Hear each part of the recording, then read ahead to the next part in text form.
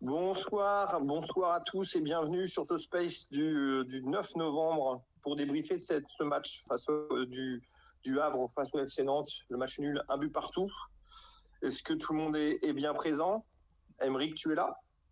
Ouais, salut Clément, est-ce que tu m'entends? Moi, je t'entends très bien. Jean-Charles aussi, tu es là? Salut Clébar, salut Aymeric. Atis est avec nous pour toujours pouvoir aussi diffuser en live Facebook. Tu es bien là, Atis? Oui, je suis bien là. Bonsoir à toutes et à tous. Salut. Eh ben, écoutez, super. Nous allons pouvoir démarrer et se retrouver du coup pour le space de ce soir pour évoquer ce match nul, un but partout entre Nantes et Le Havre. Alors, quel regard portons-nous sur cette prestation? Doit-on être inquiet pour la suite? Que manque-t-il au FC Nantes? C'est un petit peu les questions auxquelles on va essayer de répondre ce soir. Et puis surtout, je pense la question que tout le monde se pose, c'est comment Aymeric a-t-il pu être à 11h à la Cigale et à 19h au stade Océane avec le numéro 30 dans le dos? Aymeric, des éléments de réponse sur cette dernière question? Je m'attendais pas à une question sur ma ressemblance avec Patrick Karlgren, c'est ça dont tu fais état, c'est ça? Exactement. Avant de parler du match et de parler du space, j'aurais envie de revenir quelques instants, ou en tout cas si tu le souhaites, sur l'interview parue sur le site YouTube de Tribune Nantaise. Est-ce que tu veux profiter là un petit peu de ce début de space pour nous en dire quelques mots? Écoute, déjà un grand merci à tout le monde pour les retours que j'ai pu avoir sur l'interview. Je l'ai déjà dit, mais je remercie surtout Tribune Nantaise bien sûr et Morgane de m'avoir permis de vivre ça. Très honnêtement, j'ai eu beaucoup de retours bienveillants. J'ai dit à mon épouse, tu vois, je lui ai dit, j'ai hâte de voir les retours, quels qu'ils soient, même les retours négatifs. Et en fait, j'ai eu très peu de retours négatifs. J'étais hyper étonné et hyper touché. Et puis sur la communauté Facebook également, donc je les salue également. Un grand merci pour le retour. Et puis, je vais pas te mentir, je me sens vraiment un privilégié d'avoir pu passer un moment aussi hors du temps avec un homme extraordinaire.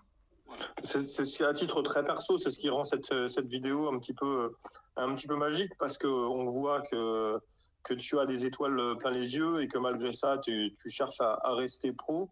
Voilà, c'est un bon moment que tu sembles avoir passé et que tu as réussi à nous transmettre. Alors, un grand bravo à toi, Aymeric. Eh ben, merci beaucoup. Et oui, effectivement, tu vois, Pierre, c'est quelqu'un que je suis depuis des années.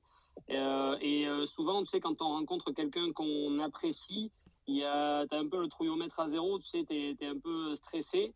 Et quand il est arrivé, j'étais impressionné de le voir. Et puis, en fait, il nous a permis d'être très à l'aise parce que en fait c'est un mec génial, voilà, tant sur le plan humain que sur le plan professionnel. Les qualités d'entraîneur, voilà, ça se discute et j'entends les avis contre, mais en tout cas humainement parlant, si on aime le FC Nantes et si on est attaché au FC Nantes, alors on se retrouve dans les valeurs que défend Pierre Aristo, les valeurs humaines de Pierre Aristo en tout cas. Ouais, je te rejoins pleinement là-dessus. Je vais vous proposer de commencer un petit peu mon ordre du jour. Ça va être assez simple parce que le match a été, à mon sens, un petit peu compliqué. Je vais commencer avec toi, Jean-Charles. Comment analyses-tu du coup ce match face au Havre? J'ai deux lectures. Bonsoir à tout le monde déjà. Ma première lecture hier, c'était plus de la déception. Du dégoût un peu d'avoir balancé ce match un petit peu, parce que tu fais une entame qui est, comme on l'a tous vu, tu mènes 1-0 et je pense que si on avait un petit peu plus été ambitieux, tu marquais le deuxième, le match était plié, tu vois, et au lieu de ça on s'est recroquevillé dans une stratégie un peu Koumboiresque. Ça, c'était mon premier sentiment d'hier. Et à la lecture du match, mon sentiment d'aujourd'hui, c'est plus que je me dis que c'est un bon point finalement par rapport à la physionomie du match. Même si on a ouvert le score, on ne mérite pas grand-chose de plus qu'un point. Donc je me dis, le point est finalement bienvenu avec 24 heures de recul. Voilà, c'est ma lecture. Eh ben écoute, je te rejoins à 100% sur tout ce que tu viens de dire parce qu'effectivement, et c'est un petit peu ce qui est paradoxal sur le match, c'est que finalement, on a mené au score pendant plus de 90 minutes. Et finalement, au vu des statistiques du match et de ce qu'on a montré, c'est très, très compliqué de revenir ouais. même avec un point, c'est déjà presque miraculeux, quoi. Ouais, tu vois, là, j'ai les stats. Il y a 13 tirs pour le Havre, 3 pour Nantes. Je crois qu'il y a 8 corners, 3 pour Nantes. 65% de possession de balle pour le Havre. Et encore une fois, il y a un truc qui se délite un petit peu. Je ne sais pas si tu avais remarqué, mais on était l'équipe dans le top 2 au niveau des duels. Et ça fait quand même 2 matchs d'affilée que on est en dessous de notre adversaire sur ce point-là. Donc c'est un peu inquiétant. Ah, bah c'est très bien, ça amorce presque le sujet suivant, mais bon, on n'y est pas encore. Mais merci en tout cas pour ces chiffres, JC. Émeric, de ton côté, comment analyses-tu ce match-là, toi, de ton côté? Je vais rejoindre JC sur pas mal de points. Effectivement, je rajouterais que sur les 3 tirs, il y en a un en deuxième mi-temps. Le seul tir en deuxième mi-temps, c'est la tentative de lob sur le coup franc qu'on a.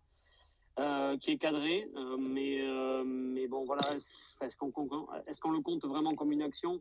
Moi non, c'est plutôt une demi-action à la limite parce que c'est un tir cadré, donc il peut tout se passer. Émeric, excuse-moi, ouais. Je me permets juste de te poser une question. On est bien à la 92e quand tu parles de ce tir? Ouais, c'est sur le coup franc là qui est vite joué. Alors je sais pas qui le frappe, moi non plus, je me souviens pas, mais tu vois, quand on parle de maturité, est-ce que là on doit pas viser vers le poteau de corner pour les obliger à faire une touche défensive et encore gagner du temps? Tu vois, je trouve que là, encore une fois, c'est pas bien joué tactiquement. Après, donc pour répondre vraiment à ta question, je vais rester moi vraiment sur ma ligne de conduite que j'ai depuis maintenant le mois d'août, à savoir Luis Castro. J'ai envie de lui faire confiance et j'ai envie de voir ce qu'il veut mettre en place. Il a des intentions de jeu, il a des idées. On est tous, en tout cas au mois d'août, on a tous été d'accord pour dire qu'il fallait du temps, il fallait lui laisser du temps. Donc je vais pas faire mon Valdemar moi maintenant en me disant bon là ça fait 2-3 matchs où c'est vraiment cata et on va le mettre dehors. Non, je vais vraiment attendre fin janvier, même fin février, d'attendre un mois du mercato hivernal pour faire un point, pour faire un premier bilan à mi-mandat, on va dire, de Luis Castro. Mais il va falloir trouver des choses, des étapes franchies là, parce que j'ai l'impression que ça plafonne et malheureusement ça plafonne et sur quelque chose de pas très haut pour le moment, quoi. Donc je suis dans l'attente. Je lui fais encore confiance, mais il va falloir qu'on ait des points beaucoup plus beaucoup plus marquants que ce qu'on a eu jusqu'à présent. Ce que tu veux dire par là, c'est que tu es totalement en capacité d'accepter qu'aujourd'hui, le jeu soit pas encore super bien huilé, mais que tu aimerais que malgré tout, le compteur grimpe un petit peu alors. Oui, tu vois, je vais paraphraser Pierre Aristouille du coup dans l'interview. Ça commence. Ouais, ça commence, voilà, tu vois, mais il a dit tellement de choses intéressantes que je suis obligé d'en reprendre certaines. En fait, il dit c'est très très rare de faire banco sur un mercato estival, à savoir tu fais des recrues. Là, on n'en a pas eu tant que ça des recrues. Il y a eu 7-8 départs. Faire banco sur un mercato comme ça, avec rien à changer, tout qui fonctionne, une alchimie qui prend directement, c'est quand même osé de penser faire un 100% là-dessus. Donc évidemment, ça va pas se mettre en place tout de suite. Faut pas oublier que le dernier titre de champion de France qu'on a, sur le terrain, on a des joueurs qui se connaissent depuis 5, 6, 7, 8 ans, voire plus pour certains. Là, ça fait 4 mois qu'ils jouent ensemble, les mecs. Hein. Donc, pour certains plus, mais globalement, ça fait que 4 mois. Donc, faut laisser encore un peu de temps. Et très honnêtement, je vais te dire, moi, je vais encore être encore un petit peu optimiste, dans le sens où je me dis, au moment, j'ai l'impression que il y a des choses il y a des brides de jeu qui sont intéressantes. Et il suffit que techniquement il y ait un peu d'amélioration, et bien les passes elles vont plus être dans le mauvais timing, elles vont plus être légèrement en retard, et du coup ça peut donner une toute autre ampleur au jeu. Donc si on arrive techniquement à progresser dans les 3-4 prochains mois, mais peut-être que ça peut donner quelque chose d'intéressant. Donc j'attends encore et je donne encore un petit peu de crédit à Luis Castro. Bah, écoute, la transition là, avec vos deux commentaires est toute trouvée par rapport à ce que j'avais envie de vous proposer. Ma question, c'était le FC Nantes progresse-t-il toujours? Et finalement, vous l'avez un petit peu abordé. C'est vrai que depuis 2 matchs, c'est un petit peu compliqué. C'est aussi ce que tu observes, toi, Jean-Charles? Oui, enfin, ouais, tout à fait. Ouais, c'est un peu plus compliqué. Tu voulais peut-être entendre aussi Atis. Bah, Atis n'a pas vu le match, donc on avait convenu qu'il d'accord, ok, je peux demande la main. Alors, je te rejoins. Ça fait 2 matchs où on n'est pas bon. Alors, on avait coché supporter et je pense aussi direction, coach, ce calendrier qui était un peu plus favorable. On avait enterré Metz qui vient d'enchaîner ce soir une 3e victoire. Donc moi, je pense que, contrairement à ce que disent les joueurs, que je pense que le moral est un peu atteint et que ça freine la progression.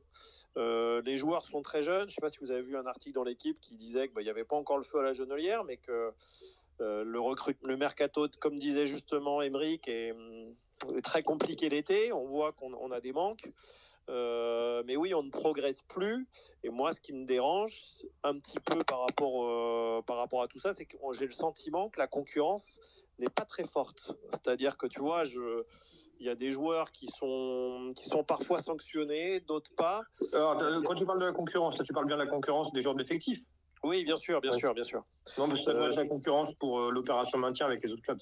Non, c'est la concurrence. Tu vois, il y a des joueurs, moi je vais citer Guirassy, qui sort de 2 très mauvaises prestations. J'ai été surpris de le voir titulaire. Ce qui manque et qui montre que sans 2-3 joueurs blessés, on est un peu court sur pattes. Hein. C'est ce qui en ressort parce que Guirassy, hier, encore très emprunté. Il fait les efforts défensifs, ok, mais je ne sais pas ce qu'il a apporté hier. Je me repose encore la question, quoi. Pour aller dans ton sens, on a vu Benatab déjà rentrer et rentrer un peu plus tôt que les dernières fois. C'est comme si peut-être qu'on peut imaginer un Benatab titulaire le prochain match ou celui d'après. L'histoire de taquiner un petit peu, JC, est-ce que ce match-là face au Havre te fait porter un autre regard un petit peu sur la prestation face à Metz et ce que tu évoquais là, ou ce qui pour toi était un élément important du dernier match face à Metz et ce souci de fraîcheur physique? Est-ce que finalement, aujourd'hui, malgré une semaine de repos, on n'a pas un petit peu vu les mêmes symptômes? C'était moins flagrant, très clairement, mais on sentait que ça piochait un peu en fin de match. Et on sent qu'il y a des joueurs qui ne sont pas forcément à leur poste. Tu vois, je vais citer Leroux, Bouanga. J'ai trouvé que ça piochait sur ces deux-là. Moi, je pense qu'on a un gros manque de lucidité. Et dans le progrès aussi, il y a un truc qui me gêne, c'est que techniquement, c'est quand même très très pauvre. Hein. Je sais pas. On fait des bonnes choses, mais on manque de lucidité, on manque de technique. Et ouais, on progresse plus. Et comme disait Aymeric, il faudrait que ça se concrétise, puisqu'on est déjà à la J12.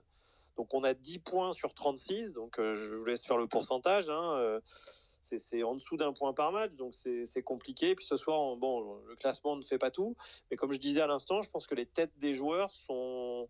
Et notamment avec la performance d'hier, hein, quand je pense que tout le monde a entendu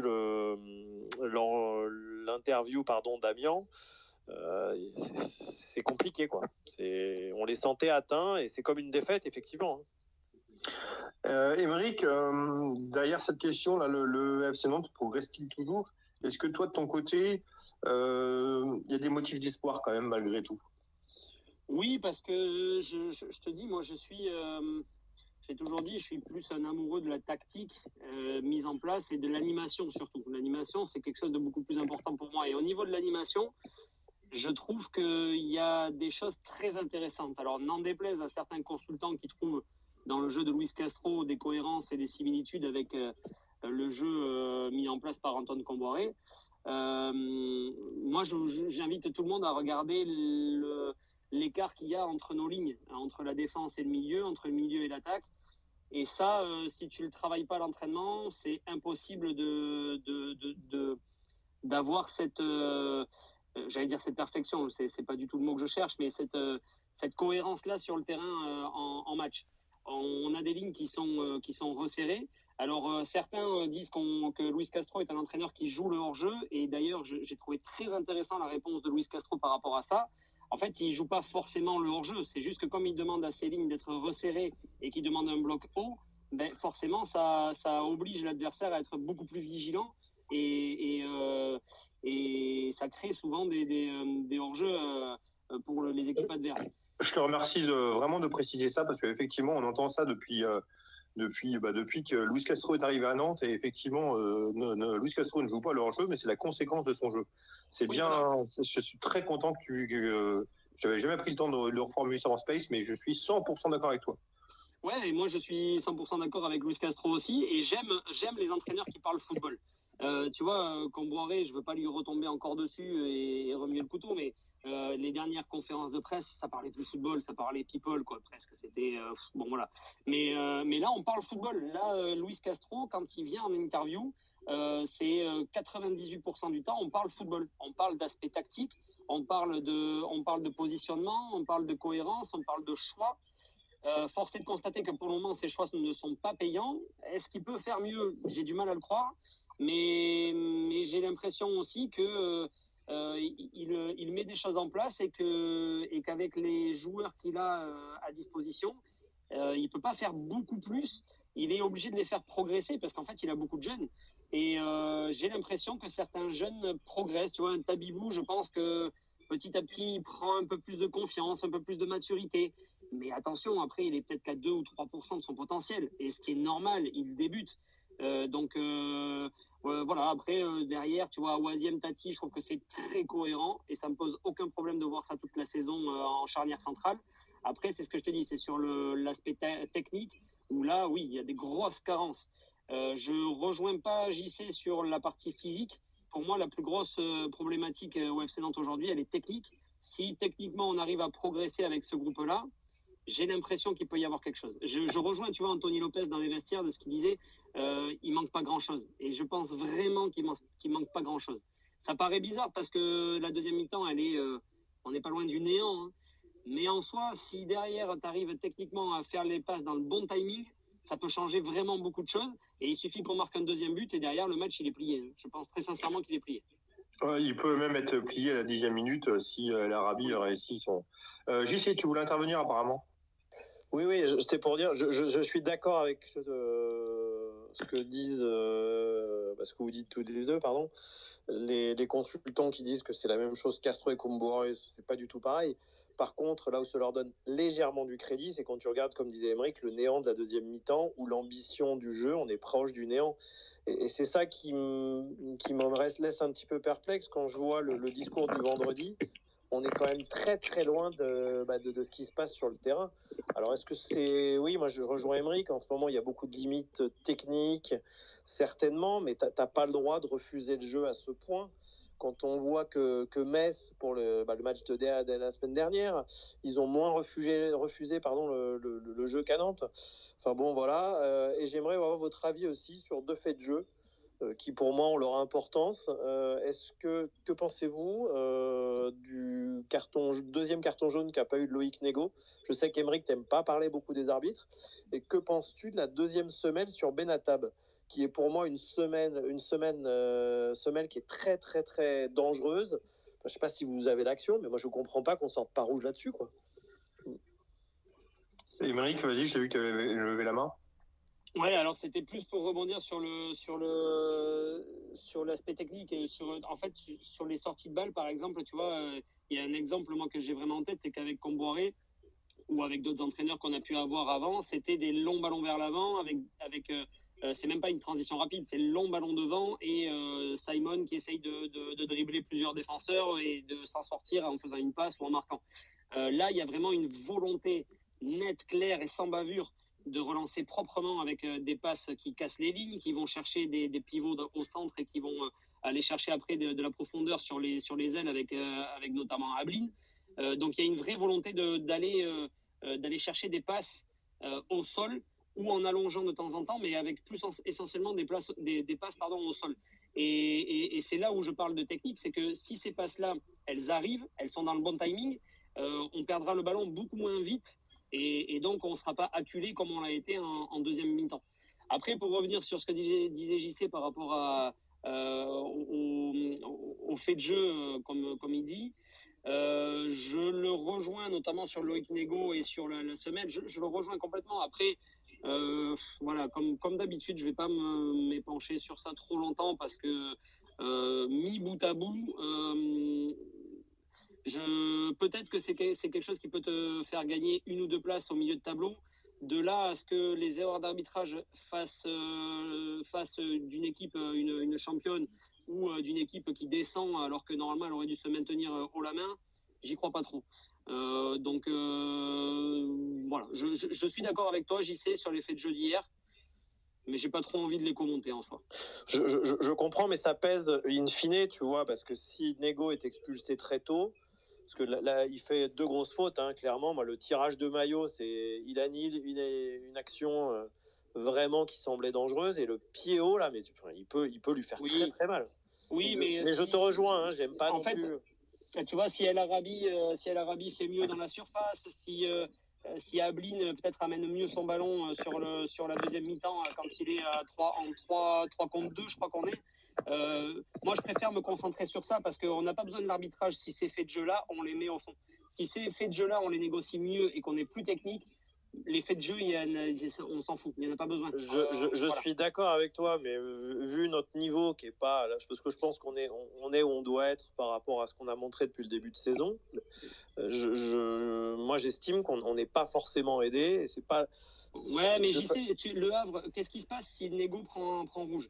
Qu'est-ce qui va se passer? Le Havre va défendre bloc bas et on va pas réussir à manœuvrer et on va s'exposer au contre et tu vois, on peut tout le temps refaire les scénarios. Je suis pas sûr que si le Havre est à 10, je suis pas sûr qu'on gagne le match, hein, non plus. Peut-être, mais moi j'aurais bien aimé vivre ce scénario. Ouais, peut-être, mais si El Arabi marque le deuxième but, mais je pense que là, on a encore plus de chances que si on jouait à 10. Je te rejoins pleinement.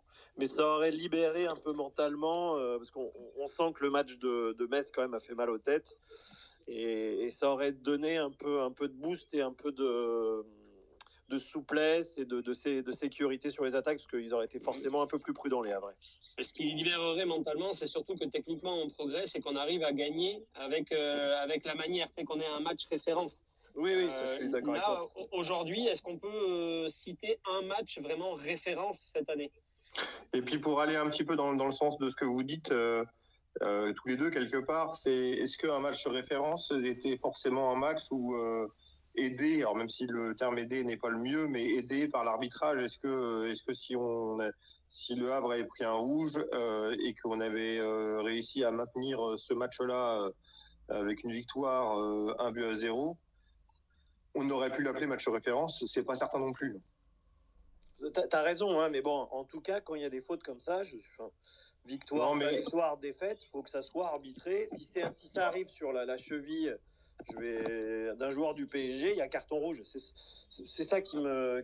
Oui, on en a suffisamment parlé, mais je voulais évoquer le point, avoir votre avis.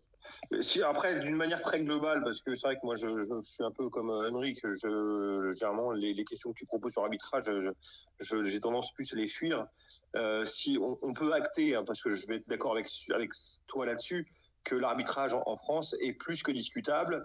Il est très moyen et il manque clairement de cohérence, de transparence même, plus que de cohérence. On ne comprend pas bien. On a l'impression je crois que le CO Messavis, je trouve qu'il résume plein de choses.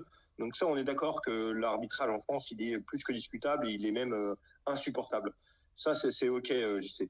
Après, est-ce qu'il faut toujours se cacher derrière ça? Et je pense que le match que nous ont offert les Nantais hier dit d'autres choses et propose d'autres symptômes sur notre équipe.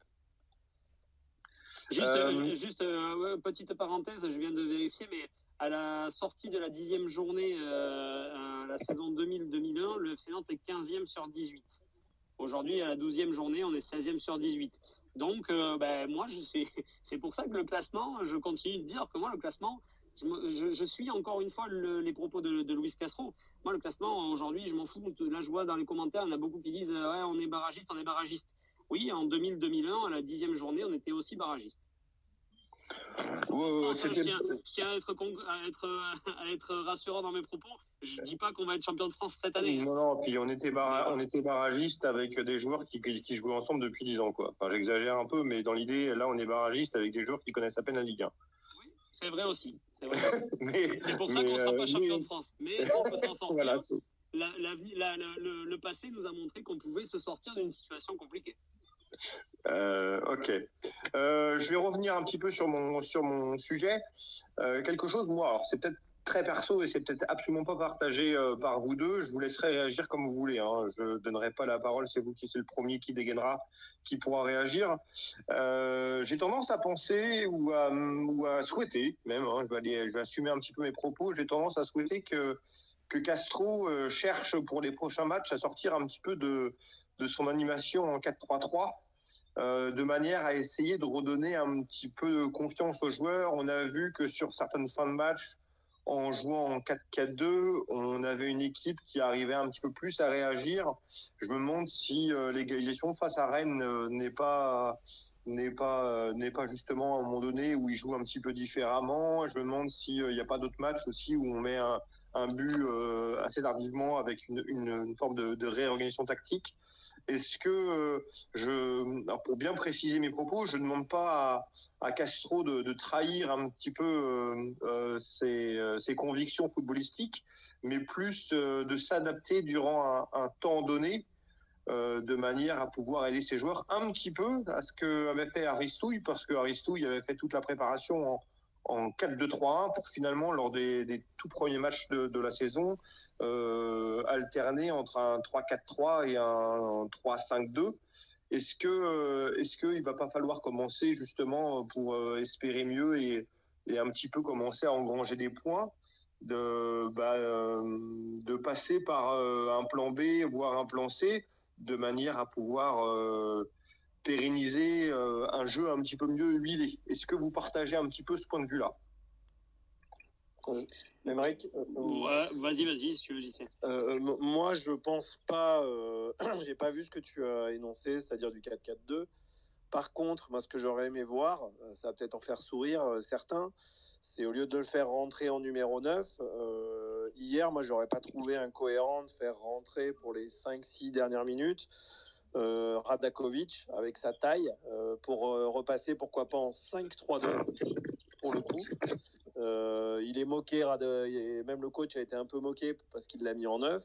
Mais hier, c'était justement l'occasion de le mettre en tour de contrôle pour dégager ses ballons de la tête, quoi. Donc, mais il n'a pas renié son 4-3-3, mais alors qu'on était hier quand même tête sous l'eau et très bas, quoi. Enfin, je sais pas ce que vous en pensez de ça. Il n'a pas renié son 4-3-3. Moi, j'aime justement. C'est un peu ça que je dis. Je dis que j'aimerais bien qu'il puisse, même si c'est temporaire, qu'il puisse proposer autre chose. Ça rejoint un peu mes propos. Mais, ouais. Pardon, mais moi, je le voyais de manière plus défensive. Ça, Koumboiré, qu'on aime ou qu'on n'aime pas, il savait le faire en rentrant un palois à la 88e pour qu'il balance des grands parpaings en tribune.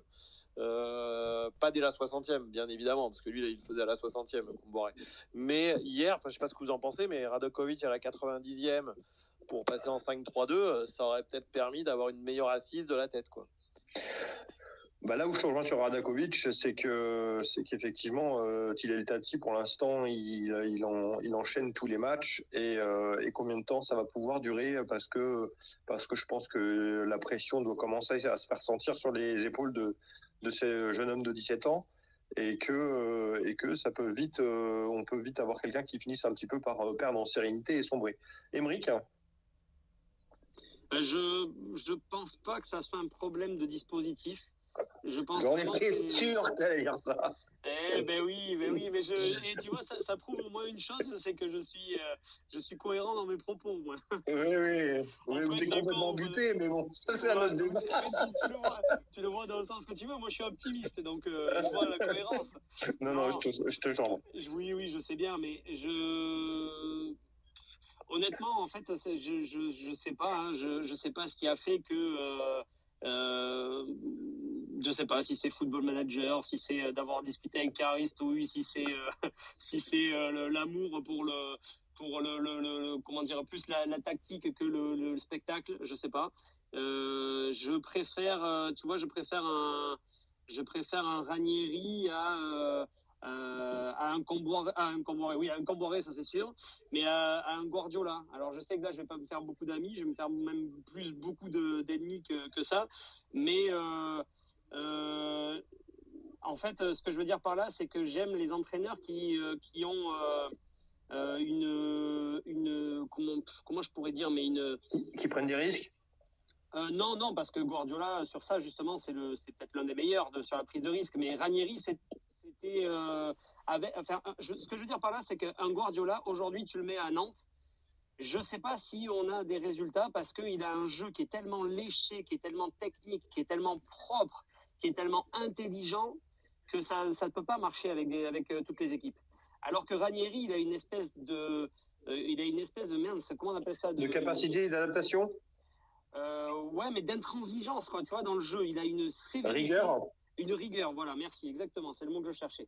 Il a une rigueur dans sa façon de voir le football qui fait que ça peut s'adapter avec des équipes comme Nantes. Ranieri, très honnêtement, aujourd'hui, s'il y en a un qui me dit que oui, mais il avait l'effectif pour terminer européen, bon, on n'a pas terminé européen, mais on a fini, je crois, 7e avec Ranieri ou quelque chose comme ça, 7e ou 8e. Ouais, c'est ça. Ouais. S'il y a quelqu'un aujourd'hui qui me dit oui, mais il avait l'effectif pour finir dans le top 8, c'est pas vrai. Au début de saison, c'est pas vrai. Hein. On a l'équipe qu'on a, on n'a pas du tout l'effectif pour terminer dans le haut du tableau ou dans le milieu haut en tout cas. Ce que je veux dire par là, c'est que c'est vraiment pour moi une question d'animation défensive et offensive et dans la transition plus que de dispositif. Un dispositif, ça veut tout et rien dire. Tu as des équipes tu te fais chier à mourir avec un 4-4-2 et avec d'autres entraîneurs, un 4-4-2, putain, le jeu il est emballant, il est incroyable, tu prends du plaisir et il y a des buts. Donc pour moi, ça ne veut pas dire grand-chose, le dispositif. Par contre, l'animation, là, elle est très importante et j'ai l'impression que l'animation prônée par Luis Castro, moi en tout cas, elle me plaît. Sur le papier, elle me plaît. Je pense très honnêtement que c'est plutôt un problème technique. Je pense aujourd'hui, on a un problème technique. Des joueurs, on a des joueurs qui sont pas bons. Je suis d'accord avec toi, mais sauf que si tu veux... Non, pas bon, je reprends de suite parce que sinon je vais me faire... C'est pas qu'ils sont pas bons. C'est pas suffisant. C'est que c'est pas suffisant pour le jeu qui est demandé par Luis Castro. Ok, j'accepte ça, mais je crois que sur le constat que tu fais, je vais être d'accord. Le truc, c'est qu'on observe quand même, on a la 11e journée, on observe, et je vais garder un petit peu ce mot de symptôme, on observe quand même une difficulté à garder le ballon au milieu de terrain dans certaines situations et un petit peu à trop subir, où je me dis, ça dit quelque chose quand même, cette difficulté à conserver le ballon au milieu de terrain, et que peut-être il a raison de vouloir quelque part persister avec ses préceptes parce que quand ça ira mieux, il n'aura pas forcément envie de rechanger tout son système, toute son animation. Sauf que là, on arrive quand même en journée, on a besoin de points. Est-ce qu'on est obligé de rester figé sur le chemin qu'il avait tracé? C'est-à-dire que si on part du principe qu'il veut aller, il veut accéder à un jeu bien léché, il y a peut-être plusieurs moyens d'accéder à ce jeu-là, et que si ce qu'il propose actuellement, il n'y arrive pas, et il peut peut-être orienter. Je faisais vraiment le parallèle avec Pierre Aristouille, parce que moi, c'est vraiment ce que m'avait fait, ce que j'avais interprété de la situation de Pierre Aristouille, c'est que Pierre Aristouille, on l'a très très vite compris, il voulait jouer en 4-3-3 quand il arrive à Nantes. Enfin, quand il a pris d'ailleurs sa toute première compo sur les 4 derniers matchs pour se maintenir, ça donne du 4-3-3. Sur les matchs de préparation, c'est du 4-2-3. Et finalement, comme il voit qu'il prend trop de buts, comme il voit qu'offensivement, c'est trop compliqué, il change, mais il change avec la volonté que dès que les joueurs sont un peu mieux en confiance, dès qu'ils auront un petit peu plus encaissé de séances d'entraînement, il pourra se réajuster et revenir au 4-3-3. Et moi, là, je me pose la question, est-ce que Castro devrait pas modifier sans trahir ses envies et sans trahir ce qu'il souhaite mettre en place au FC Nantes, juste de s'adapter à ce que lui montrent les joueurs actuellement sur le terrain, parce que là on fait 2 tirs, et encore 2 tirs, comme disait JC, le deuxième, c'est à peine si on peut le compter, quoi. C'est triste. On est face à une équipe qui est normalement dans notre championnat où on doit à peu près faire un jeu égal. Très honnêtement, hier, on perd 3-1. Il n'y a pas grand-chose à dire non plus. Oui, je suis d'accord avec toi. Hein. Après, je te dis, je ne sais pas si c'est un problème de dispositif parce que du coup, tu veux jouer comment il veut de la densité. Je te parle pas de problème, moi. Je te parle d'essayer de réajuster les choses autrement parce que vraisemblablement, ce qu'on fait, ça ne fonctionne pas. Mais tu sais, ça va être une ode un petit peu à cette équipe-là, à cet effectif-là. Je trouve qu'on a des joueurs qui sont intelligents.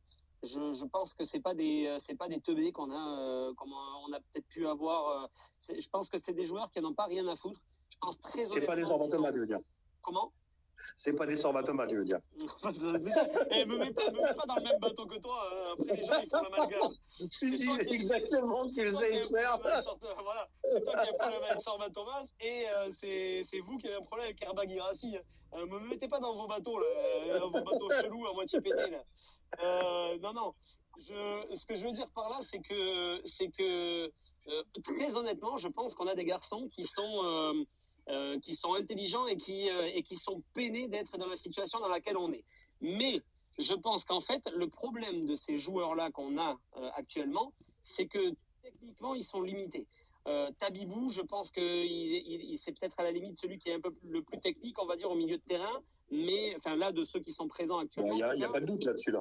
Voilà, mais c'est pareil. Je trouve que tu vois, c'est pas encore un créateur. Il n'a pas l'âme du créateur. C'est pas lui qui va nous déclencher les actions. C'est pas lui qui va faire des différences. C'est pas lui qui va créer des brèches. C'est pas lui encore. Mais je pense qu'il en est capable. Après, ça se travaille. Là, il est qu'au premier galon. Tu vois, il y en a peut-être 10 des galons. Donc là, il faut y aller en douceur. Même chose, tu vois, sur Hong au milieu de terrain. Pas Hong, justement, Kwon. Kwon au milieu de terrain, c'est léger techniquement. Je trouve que tous ces joueurs-là, c'est très léger techniquement. Le meilleur au milieu de terrain c'était le Penant. Le Penant, techniquement, c'est quand même quelque chose. Et encore, c'est pareil, hein, sur un échelon de 10, il est peut-être qu'à 6 encore. Il a encore des progrès à faire. Mais là, aujourd'hui, tu te retrouves avec une équipe composée de Herba Girassi, d'Emen Tabibou, de Louis Leroux, qui en sont à leur début. Il faut rappeler ça quand même, ils sont à leur début. Donc renier un jeu, alors qu'en fait la seule difficulté, je pense que tu as, c'est la technique de tes joueurs parce qu'ils ne sont pas encore au niveau, et ce qui est normal, c'est leur début dans un championnat qui est quand même très exigeant. Le match qu'on fait hier, on fait exactement le même contre Paris ou contre Marseille ou contre Monaco, on en prend 4 ou 5, hein, ça c'est clair. Hein. Mais c'est l'apprentissage. Par contre, comme j'avais dit déjà à la sortie du dernier match contre Metz, il faut qu'on en tire des leçons. Il faut que ces mecs-là, ils en tirent des leçons. Donc c'est là où les Anthony Lopez, les Kelvin Amian, parce qu'il prend la parole de plus en plus, mais c'est là où ces mecs-là vont être très importants, c'est qu'il faut être capable de dire à ces jeunes-là, voyez là ce qu'on vient de faire là, ben ça c'est pas acceptable. Donc la prochaine fois là qu'on a un ballon comme ça à négocier, Benatab là, plutôt que de laisser le joueur passer et donner un ballon sur le côté qui centre tête et but, eh ben, tu vas y aller, tu vas faire l'effort mon garçon, parce qu'en plus tu viens de rentrer, donc tu vas te sortir les doigts et tu vas aller le bouger. Et c'est comme ça qu'il faut leur parler. La seule difficulté qu'ils ont, je pense que c'est la tactique, la technique et l'expérience en fait. C'est des choses qui se travaillent. Moi sur ça je suis pas inquiet. Et honnêtement, j'espère que ça va rassurer quelques-uns. Si j'arrive à en rassurer qu'un ou deux de ceux qui nous écoutent, ça sera déjà beaucoup pour moi. Je pense très honnêtement que c'est un problème juste de calibrage. C'est pas un problème de mentalité ou quoi. Et donc, c'est moins dangereux, en fait, je pense. Alors, j'ai l'impression, pour le coup, là, je vais moins te rejoindre parce que toi, tu évoques un petit peu une forme de déficit technique lié notamment à la jeunesse. Et j'ai l'impression que moi, dans cette équipe-là, ils sont tous un petit peu en déficit technique. Non, pas que jeunesse. Hein. Pas que jeunesse, oui, regarde, je t'ai parlé de quoi. Non, pas que jeunesse, mais tu ciblais aussi les jeunes. Et moi, je pense qu'en fait, ils veulent jouer vite. Mais il manque encore un petit peu d'automatisme. Et puis, peut-être qu'ils sont un petit peu encore trop scolaires et trop... avec les consignes du coach en tête lors de leurs différentes interventions, et qu'il manque un petit peu de spontanéité. Alors peut-être effectivement qu'on peut faire le lien avec un petit déficit technique, mais peut-être qu'aussi il faudrait, et c'est là où je voulais en venir, qu'on pourrait proposer un schéma de jeu qui soit un petit peu plus aidant et un petit peu plus facilitant durant cette période de transition. Ben pour moi, tu pourras difficilement le faire, sachant l'effectif que tu as. C'est un peu compliqué. Okay. Ça veut dire qu'il faut que tu rajoutes, ou alors il faut au mercato hivernal recruter 1 ou 2 joueurs très techniques avec de l'expérience. Mais ça, c'est pas, tu vois, ça court pas les rues non plus sur le marché. Juste, tu vois, je sais pas si tu te souviens, en début de saison, Luis Castro avait montré une vidéo de Mathis Sablin en lui montrant ce qu'il avait fait de pas bien sur un match. Tu te souviens de ce passage-là? Oui. Et bien là, moi, je suis Luis Castro. Demain matin, là, à la première heure, je prends Ben Hattab, mais avec tout le vestiaire, Et je montre le but qu'on prend avec le manque d'engagement de Ben Hattab, parce que c'est pas 100% de sa responsabilité qu'on prend le but. Mais n'empêche que pour moi, c'est une grosse erreur qu'il fait. Tu lui montres et tu lui dis juste qu'est-ce que tu en penses là? Qu'est-ce que tu penses de ce que tu viens de voir? Et tu le laisses. Et de lui-même, il va s'apercevoir qu'il y a une erreur. Le but, c'est pas de l'enfoncer, c'est de lui faire comprendre que la prochaine fois qu'il rentre, il doit le faire, l'effort là. Là, il doit le faire, l'effort. Parce que on est à la 90e passée, on mène 1-0, il vient de rentrer, il doit aider les copains qui se sont battus pendant 90 minutes pour maintenir un résultat. Il n'a pas le droit de lâcher comme il fait.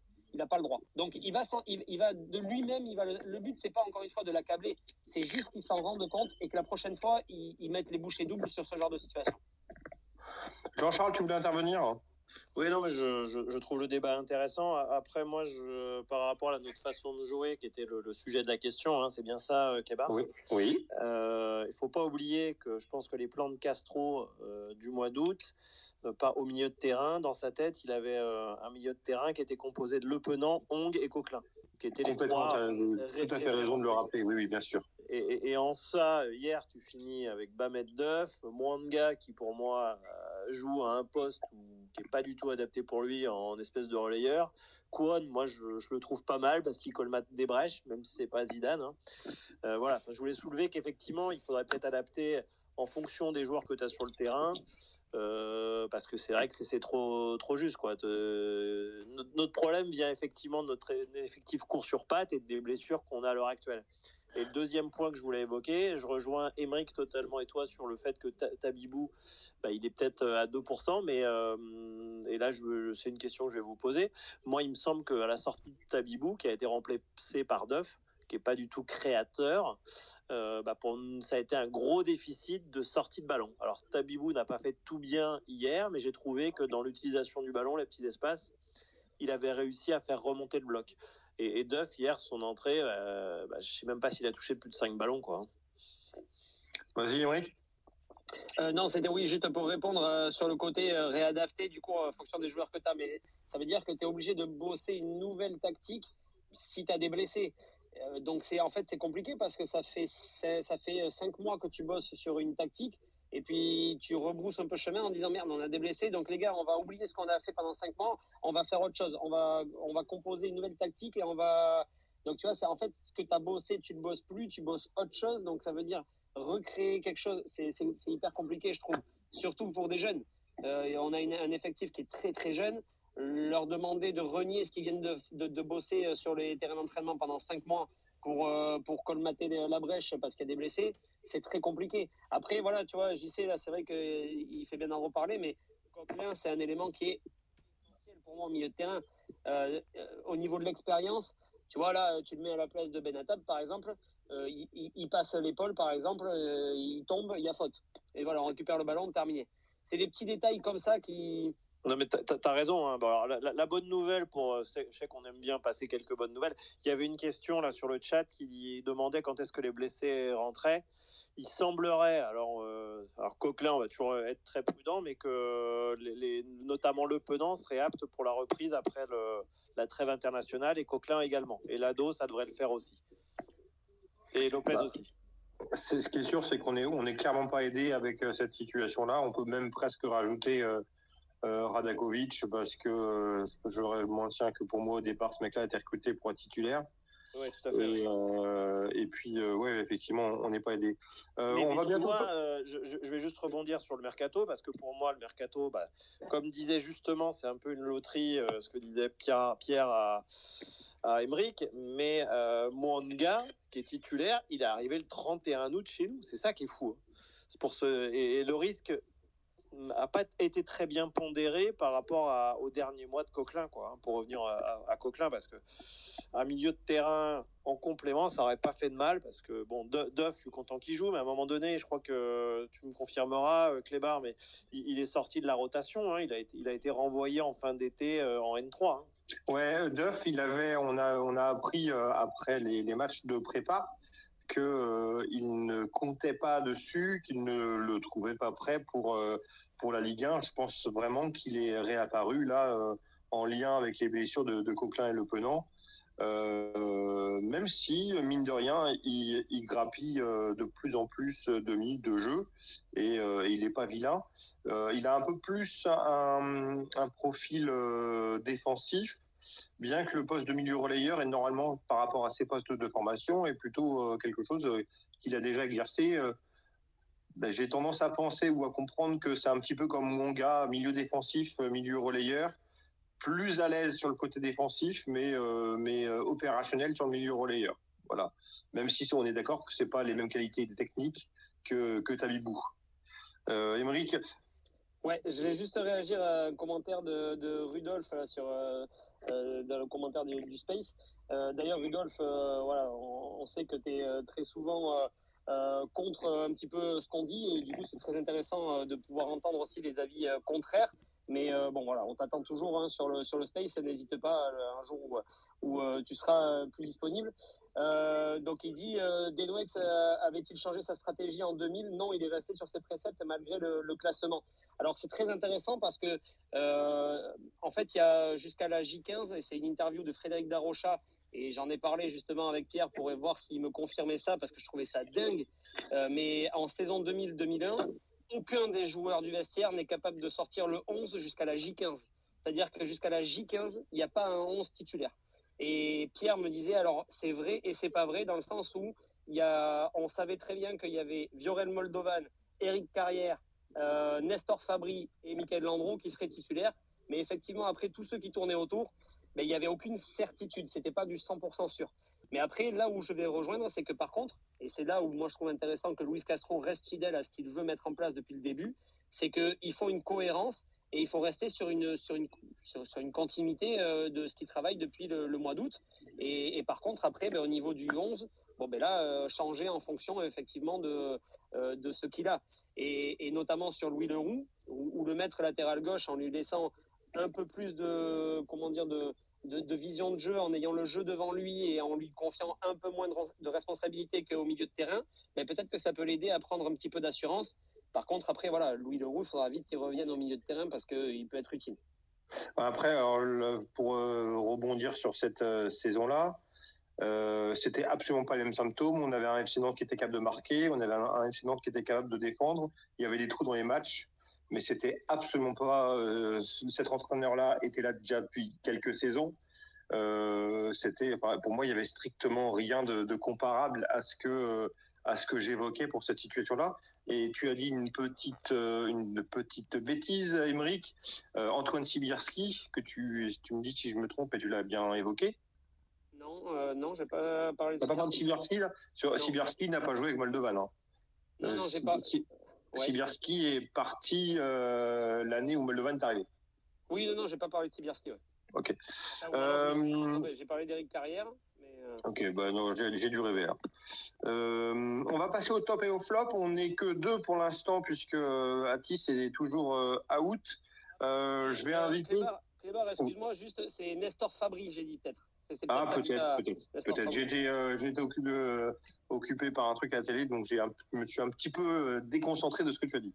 Mais ça nous permet de faire un salut à Antoine Sibierski. Si un jour il tombe sur ce space, moi j'ai toujours bien aimé Antoine Sibierski. Donc salut Antoine, si jamais il nous entend. Qui est arrivé d'Auxerre, qui est resté 2 ans à Nantes, qui a fait une super première saison, une super deuxième saison. La première, il avait été blessé un bon moment. Ouais. Et il était parti à Lens au mercato de 2000-2001, juste avant où on est champion. Il est parti parce que il trouvait que le mercato n'était pas suffisamment ambitieux et qu'il ne croyait pas au projet. Et on a été champion. Voilà, pour la petite anecdote. Mais moi aussi, j'aimais beaucoup ce jour-là. Nous sommes actuellement 2, sachant que j'ai cru voir que JC c'était. Je suis revenu, mais le réseau est capricieux. Voilà. J'invite éventuellement d'autres supporters, d'autres auditeurs à nous rejoindre pour la célèbre partie que le monde entier nous envie, le top et faute de la mort. Hein, un seul par intervenant. Inutile de répéter ce qui a déjà été dit. Bon, là, pour l'instant, vous n'êtes pas nombreux, ça va pas être trop compliqué. Atis, est-ce que tu souhaites participer? Est-ce que tu as des petites choses à évoquer éventuellement en lien avec ce match-là, sur le contexte du match, sur des choses qui t'ont une conférence, des discours, des choses qui t'ont plu et déplu? Moi je vais me fier uniquement aux statistiques du coup parce que j'ai pas pu voir le match pour des raisons personnelles, enfin bref, et je veux juste revenir sur les statistiques j'en prie, avec plaisir. de Karl Green parce qu'il n'a pas eu beaucoup à faire entre guillemets de ce match-là, mais il y a eu 4 tirs cadrés, il a quand même fait 3 arrêts pour un gardien numéro 2, c'est pas déconnant non plus. Malheureusement, il y a ce but à la fin qui vient faire tâche dans sa prestation, mais on n'était pas loin d'une clean sheet pour une première titularisation. Surtout à l'extérieur et face au Havre, qui est assez compliqué à jouer chez eux. Donc voilà. Ouais, et pourtant, Clébar, j'étais pas hyper en forme, hein, mais bon voilà, je fais ce que j'ai pu. Bah écoute, tu m'étonnes, à 11h la Cigale, 19h au Stade Océane. Ouais, c'était chaud, je me suis pas échauffé en fait, c'est ça. C'est ça. Et ben écoute, vas-y, continue, poursuis, top flop, dans le sens que tu veux. Et après, moi c'était ma seule analyse, donc voilà. Je suis désolé, mais pour moi ça n'ira pas plus loin. Elle était totalement pertinente, merci pour cette intervention Atis. Émeric, à toi. Alors, en top, je vais mettre Karl Green, ouais, parce que c'est ce qu'on attend en fait. Il a fait ce qu'on attend d'un gardien remplaçant. Il a été présent. Je trouve qu'il a fait un bon match. Il s'est pas défilé dans ses sorties. Je l'ai trouvé plutôt intéressant. Sur sa ligne, pareil, très bon aussi. Sur le but, bien entendu, il peut pas faire grand chose. Donc, il fait un arrêt magnifique en première période aussi, où il se jette là, il arrive à la sortir. Donc, je vais mettre Karl Green en top.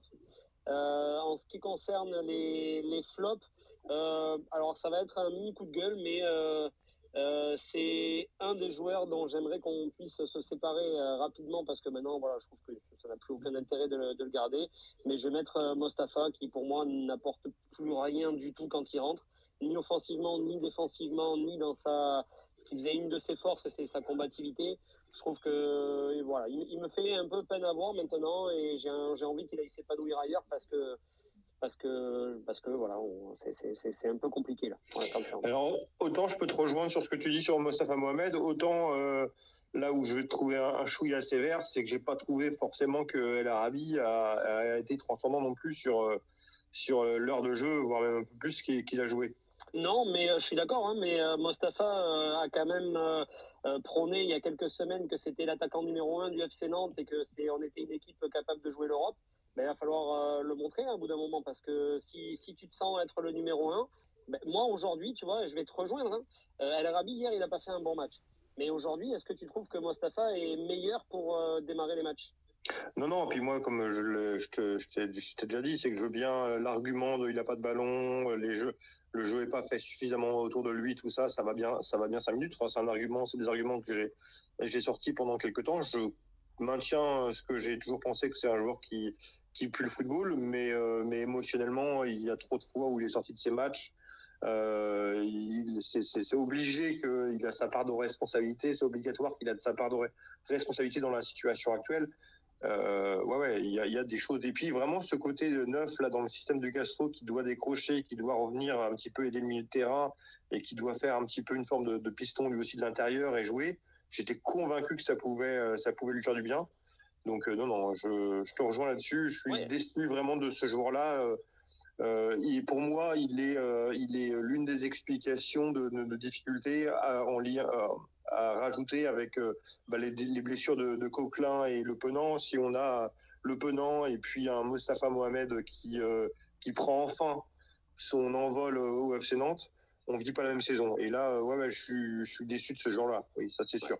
Et c'est surtout que il a pas, comment dire, c'est pas qu'il gagne pas sa place, c'est qu'il l'a perdu sa place. Clairement. Parce que début de saison, c'était lui le titulaire. Hein. Donc aujourd'hui, ne pas être capable de montrer que tu es clairement le numéro 1 devant Youssef El Arabi, ben c'est un problème pour moi. Et quand il rentre, il n'y a aucun motif. Moi, je suis Luis Castro, j'ai aucun motif valable pour le mettre titulaire le match d'après.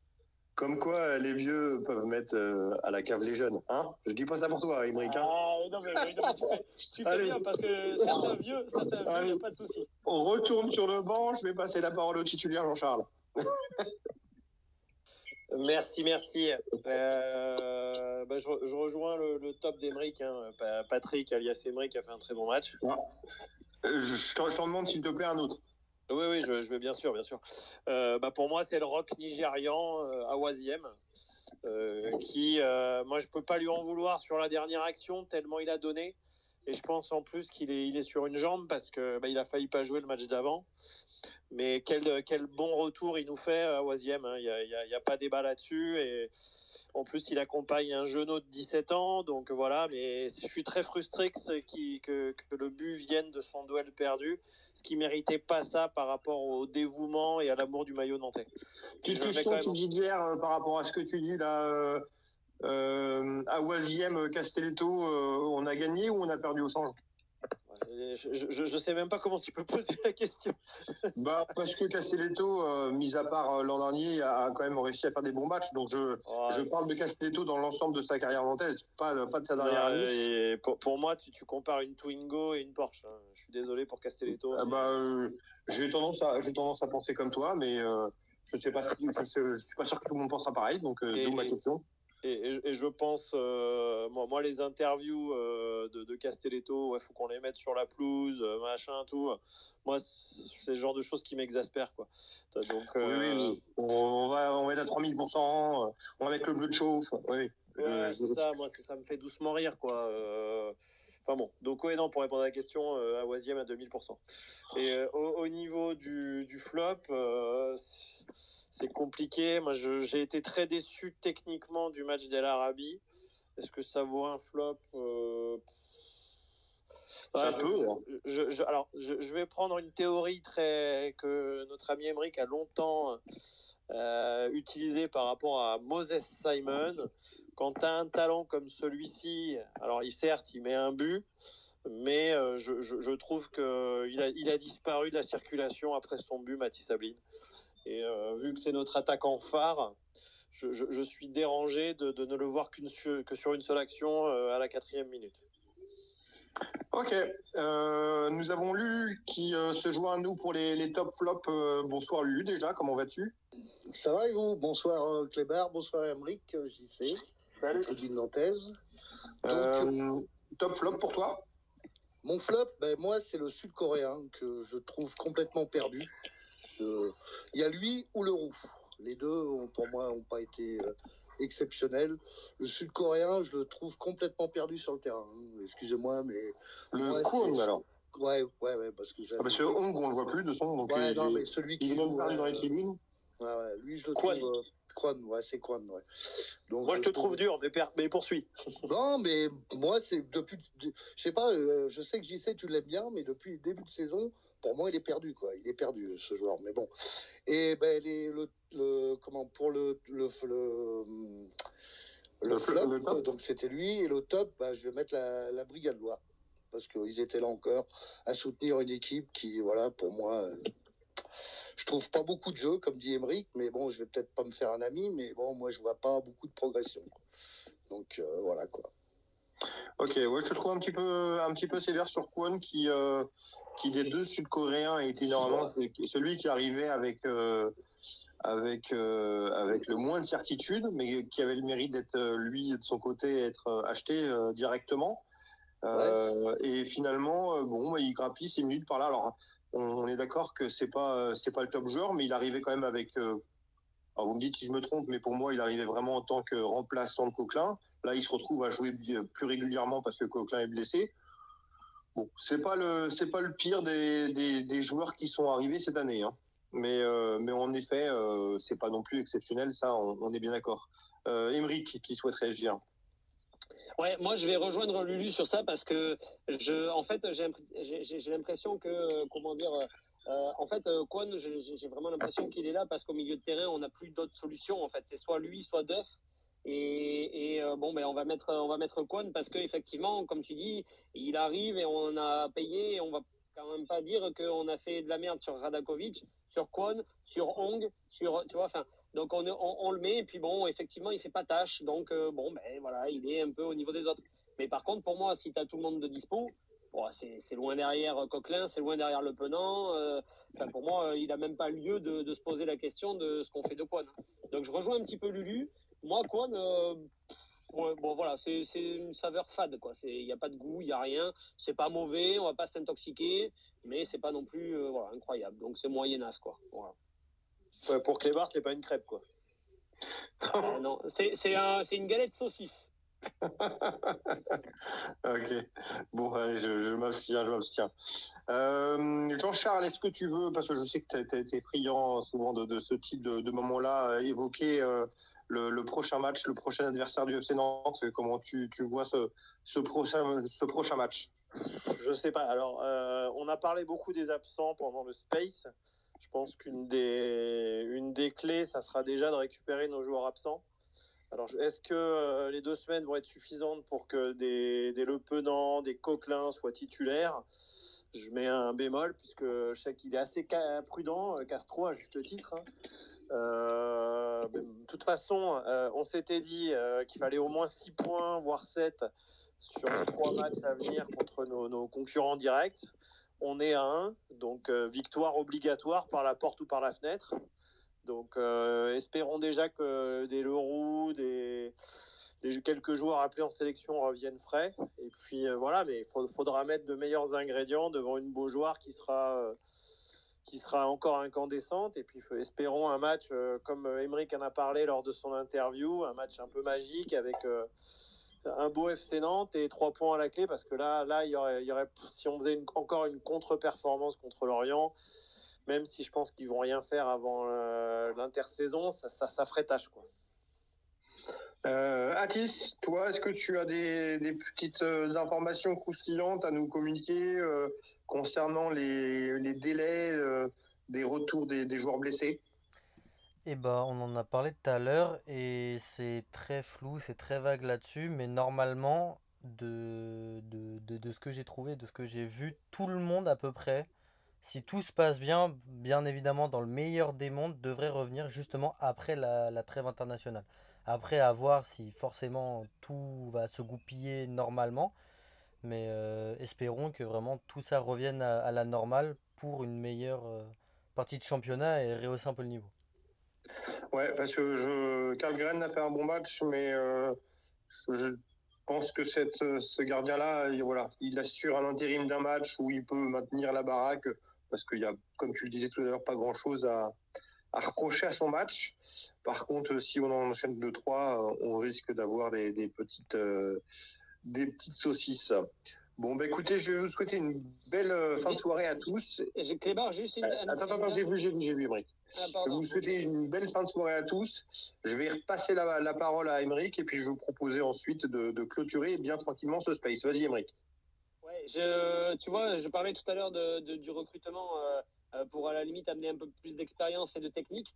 Je suis retombé là récemment sur un ancien joueur, un joueur qui est passé par Nantes. Et dans la mentalité, j'aimerais un joueur un petit peu similaire, parce que je pense que c'est d'un niveau qu'on pourrait se permettre. C'est Mehdi Abed, au milieu de terrain. Oui. C'est un garçon que j'aimais bien. Techniquement, je trouve que c'est quand même quelqu'un qui était vraiment pas trop mal. C'était quelqu'un qui se battait vraiment, qui est dans les duels, dans l'intensité, qui était là, qui était présent. Il a résilié son contrat. Alors après, il était en Arabie Saoudite, donc au niveau du salaire, il va falloir qu'il fasse un énorme effort si jamais il y a quelque chose qui est possible. Je dis ça voilà, sans aucune arrière-pensée ni rien. Moi, c'est juste que je suis tombé sur Mehdi Abed tout à l'heure sur Instagram.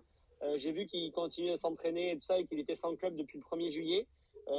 Voilà, je me dis que pour accompagner ce milieu de terrain, c'est un joueur un peu dans cet esprit-là que j'aimerais qu'on prenne. Ok, écoute, tu sais quoi, juste pour rejoindre Emeric, et je me permets, Clébar.